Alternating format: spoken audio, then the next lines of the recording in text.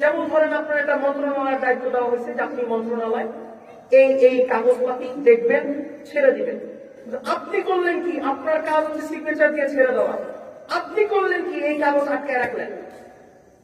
এটা কিন্তু একটা বিশ্বাসঘাতকতা, রাষ্ট্রের সাথে, ব্যক্তির সাথে, সমাজের সাথে, দেশের জনগণের সাথে একটা বিশ্বাসঘাতকতা। কারণ আপনার দায়িত্ব আপনি সিগনেচার করে ছেড়ে দিবেন, কিন্তু আপনি মুরব্বীর পেনশনের কাগজ 1 বছর, 1.5 বছর, 5 বছর ঘুরাইতেছেন।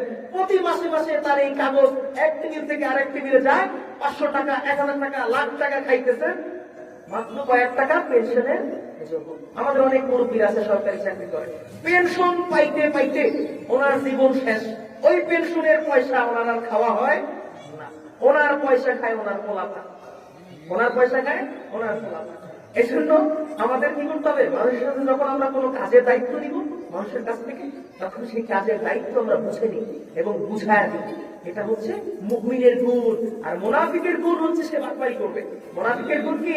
সে বাটপারি করবে, সে একটা বিশ্বাসঘাতকতা করে মজা পাবে।